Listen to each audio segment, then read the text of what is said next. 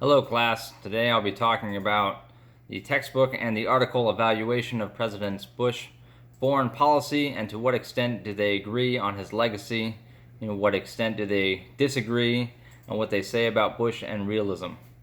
I'll start with the article and then I'll move into the textbook.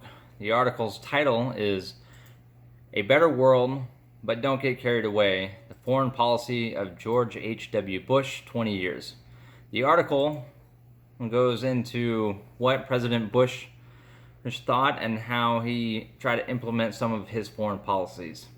To give you a quick background of President Bush, per the article, it states, President Bush cared deeply for American values and American ideas. He was no stranger to war. In fact, he served during World War II and fought in combat and lost friends trying to protect and uphold American ideals.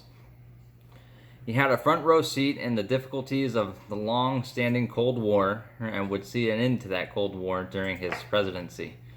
Furthermore, he understood how the Cold War changed American lives and was all too aware of the nuclear annihilation that the Cold War could bring to the United States and its citizens during the early period of that conflict. He saw the aftermath of Watergate and the Vietnam War, when he became president of the U.S., and when he took on his own foreign policy, he knew that change was best pursued cautiously. The article states that Bush felt that it was a president's job to shepherd this new world order through its period of change to contain the violence and instability he could not control and somehow impose structure and order whenever possible, which is it's exactly how it sounds. President Bush's political career and career as a businessman originally had him more or less as a diplomatic or someone who cared mainly about what was going on inside the U.S. However, his political career and his career as a businessman would lead him into international affairs.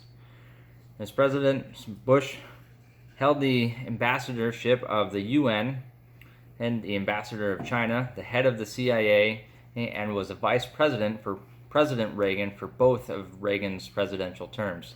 So in short, he was no stranger to foreign policies and foreign affairs. Thus, a man once only concerned with domestic affairs in time entered the White House with more direct foreign policy experience than perhaps any commander-in-chief, save for a handful of other commanders-in-chief such as President Hoover and several others. If I had more time, I'd dive into that. President Bush allowed people within his own cabinet to argue their points of good and bad and for whatever policy was going on at that time, and he wanted to know how each person was thinking and what they could bring to that table, which was very unique to what went on inside the White House. As diving into the textbook went into much more detail about the background of each event and how everything unfolded and what the U.S. did and with those events, whether it was the Panama Canal or the Gulf War. Both articles agree and state very clearly that President Bush made a point to carefully avoid any action that would embarrass the Soviet Union or the Eastern European governments.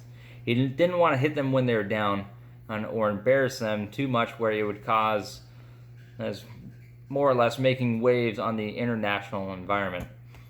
And both article and the textbook agree that what Bush did with China, let's say that he had to keep in mind that the U.S. needed to have a good working relationship with China, therefore he didn't want to upset them too much either. And so overall, they thought President Bush took a very real approach to realism and was very pragmatic and cautious. Both the textbook and the article state that, and from all accounts, they all say that President Bush was a good shepherd in leading us through a new transition from the Cold War into more or less modern times. Thank you for your time, and I hope you enjoyed the video. Have a good night.